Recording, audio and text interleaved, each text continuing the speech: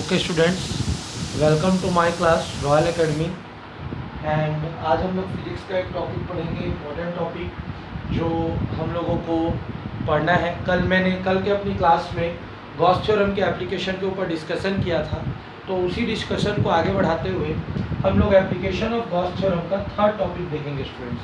कल हमने देख लिया था लाइन चार्ज के लिए और इन्फिनाइट प्लेन शिफ्ट चार्ज के लिए। आज हम लोग देखेंगे students electric field intensity due to cylindrical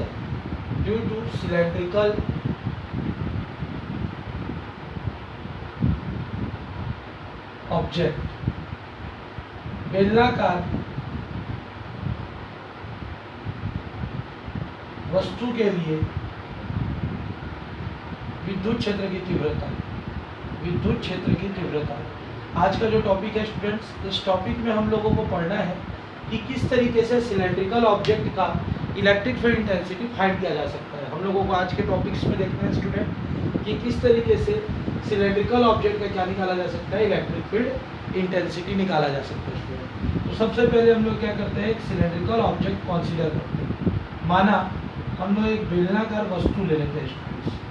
consider a cylindrical object, माना हम एक बेलनाकार वस्तु लेते हैं। कंसीडर सिलेंड्रिकल ऑब्जेक्ट जिसका त्रिज्या, जिसका रेडियस कैपिटल आर है स्टूडेंट्स। कितना है? जिसका रेडियस कैपिटल आर है, जिसकी त्रिज्या कैपिटल आर है, और इसका जो लंबाई है स्टूडेंट्स, ये लंबाई कितना है मान के चलते हैं, स्मॉल एल है। कितना है मान के चलते हैं स्टूडेंट्स, स्मॉल एल है। जैसे ही इसमें हम लोग +q चार्ज अप्लाई करते हैं, तो पूरे भाग में +q चार्ज क्या हो जाता है, बराबर रूप से वितरित हो जाता है स्टूडेंट्स, इक्वली डिस्ट्रीब्यूट हो जाता है स्टूडेंट्स। जैसे ही हम लोग इसमें +q चार्ज अप्लाई करते हैं, धन को आज प्रवाहित करते हैं, तो ये बराबर रूप में क्या हो जाता है, बढ़ जाता है। बढ़ेगा तो इसके चारों तरफ एक हम लोग सिलेंड्रिकल गॉसियन सरफेस का एजम्पशन करते हैं। मान लेते हैं इसके चारों तरफ एक बेलनाकार गॉसीय पृष्ठ बन रहा है स्टूडेंट्स। क्या बन रहा है? बेलनाकार गॉसीय पृष्ठ बन रहा है स्टूडेंट्स। हम लोग ये मान लेते हैं कि इसके चारों तरफ में एक बेलनाकार सिलेंड्रिकल गॉसियन सरफेस बन रहा है, जो कितने दूरी पे है मान के चलते हैं, स्मॉल आर। कितने दूरी पे मान के चलते हैं, स्मॉल आर डिस्टेंस पे है। और यहाँ पर एक स्मॉल एलिमेंट का हम लोग एजम्पशन कर लेते हैं ds, और यहीं पर एक इलेक्ट्रिक फील्ड डेंसिटी क्या बन रहा है, E बन रहा है स्टूडेंट्स। तो फिर से इस चीज को समझेंगे स्टूडेंट्स। सबसे पहले consider a cylinder whose radius is capital R and length is small l. Whose radius is capital R and length is small l students. Whose length is capital R and whose length is capital N and radius is capital R. Now consider a cylindrical Gaussian surface around the cylinder which is r distance from the center of the cylinder, small r distance. Radius of small cylinder, the original cylinder is capital R and we have assumed that cylinder is small r. Now consider a small element ds on the surface of the Gaussian surface and there it made an electric field density. सर्वप्रथम हम एक बेलन की परिकल्पना करते हैं जिसका त्रिज्या कैपिटल आर और लंबाई एल है। अब इसके चारों तरफ एक गॉसीय पृष्ठ बन जाता है। गॉसीय पृष्ठ पर कोई सा एक बिंदु ds उपस्थित है, जो केंद्र से कितनी दूरी पर उपस्थित है, r दूरी पर उपस्थित है, और कितना बन रहा है, कैपिटल E बन रहा है स्टूडेंट्स।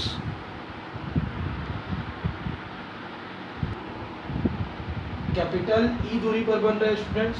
तो अब हम लोगों को इसका इलेक्ट्रिक फील्ड इंटेंसिटी निकालना है। तो सबसे पहले हम लोग फाई E बराबर क्या जानते हैं, close integration sign E dot ds।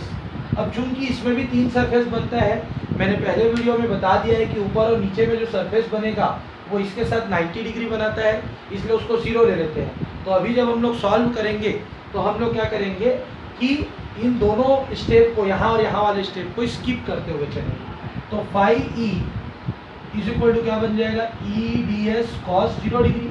E और ds के बीच में कितना डिग्री का एंगल बनेगा, cos 0 डिग्री। तो phi E is equal to कितना हो जाएगा, close integration sign E ds। E बाहर निकल गया तो हमारे पास क्या बच जाएगा, ओनली ds बच गया। क्या बच गया स्टूडेंट्स, ओनली ds बच गया।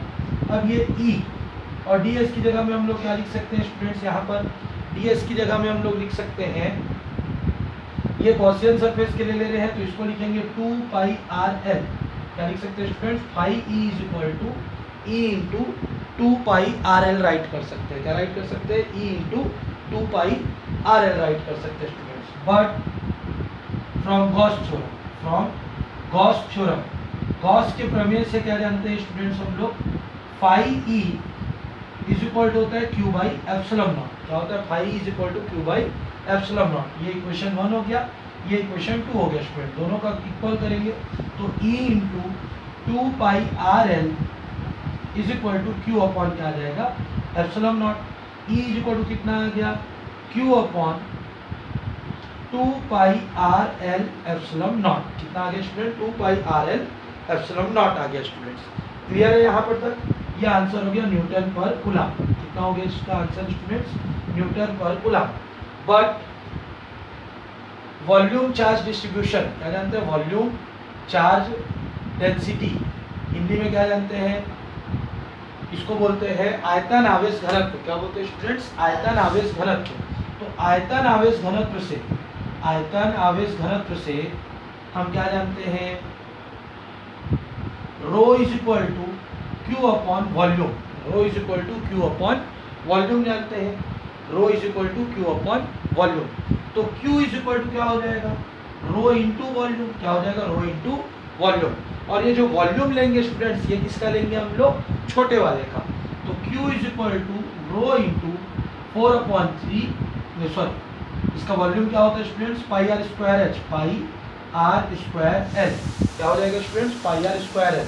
मतलब बेलन का जो वॉल्यूम होता है, बेलन का जो आयतन होता है वो पाई आर स्क्वायर एच होता है। तो आर यहाँ पे कैपिटल आर देना है और एल तो एल रहेगा, चाहे छोटा बेलन ले या बड़ा बेलन ले। इस क्यू का वैल्यू को जब यहाँ पुट करेंगे तो ई इज इक्वल टू हमारे पास आ जाएगा rho into pi are square L upon 2 pi R L.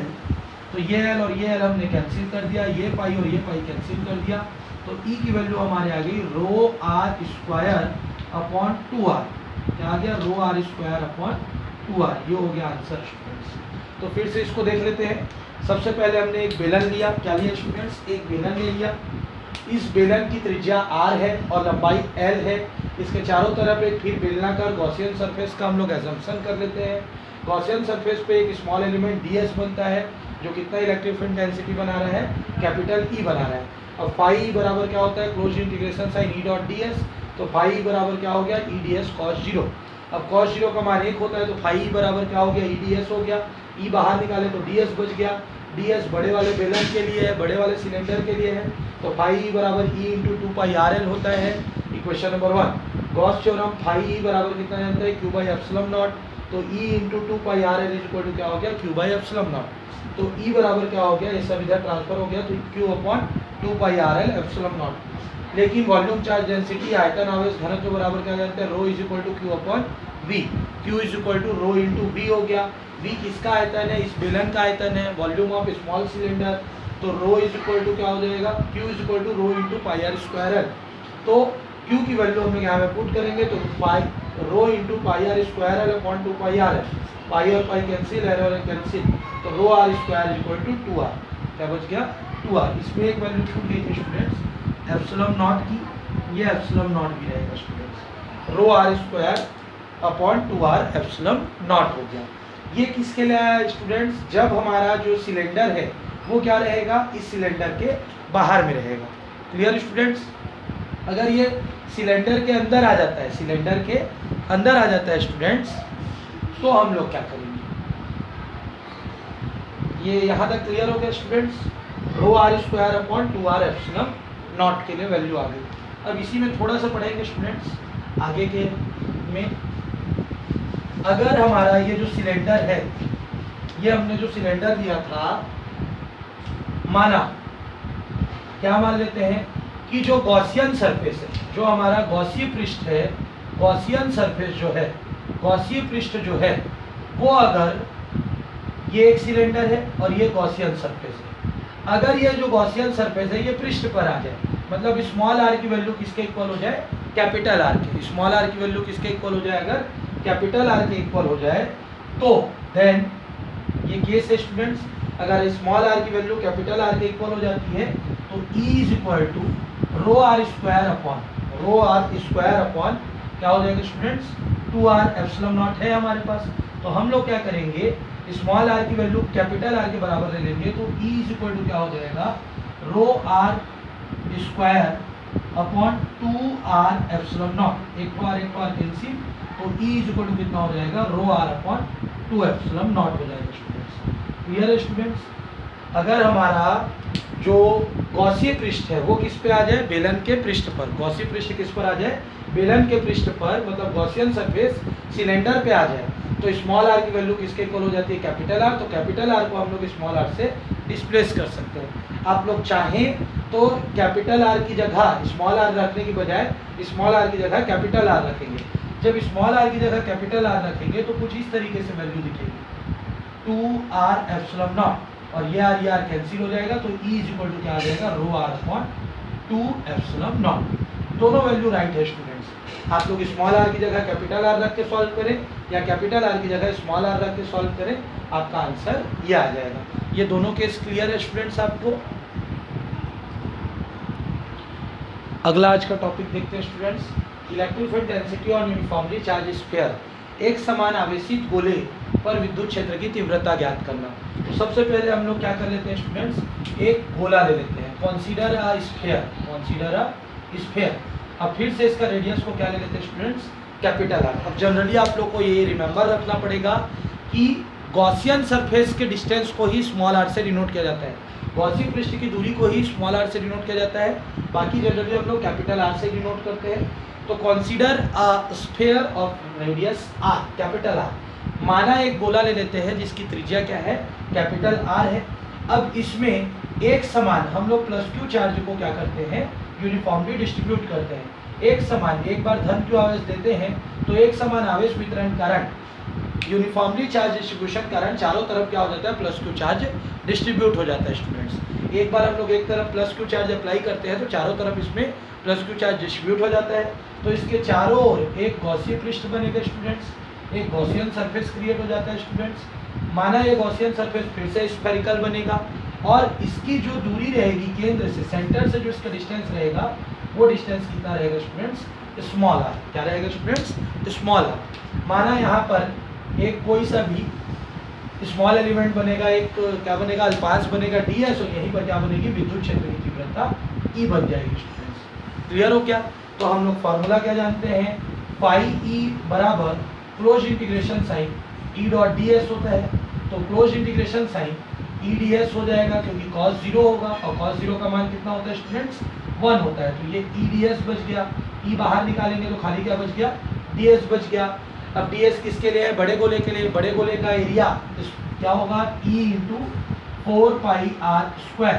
क्या हो जाएगा student, phi is equal to E into 4 pi are square.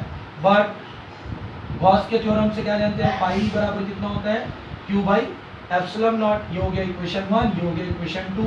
दोनों को कंपेयर करेंगे तो E into 4 pi are square is equal to क्या हो जाएगा, Q अपॉन एप्सिलॉन नॉट। तो E बराबर कितना आ जाएगा, Q upon 4 pi are square epsilon naught. Equation number कितना हो गया स्टूडेंट्स, थर्ड। और ये हमारा हो गया न्यूटन पर कूलम्ब। यहाँ तक के तो सबको समझ में आ गया। Consider a sphere of radius r plus q charge is given, it is uniformly distributed. Now Gaussian surface is created around the sphere which is r distance from the center. There is a small element ds present which makes 0 degree with electric field intensity E. सर्वप्रथम हम एक गोला ले लेते हैं जिसकी त्रिज्या r है, इसमें धन क्यू आवेश को प्रवाहित करते हैं तो सतत आवेश वितरण कारण चारों तरफ धन क्यू आवेश बढ़ जाता है।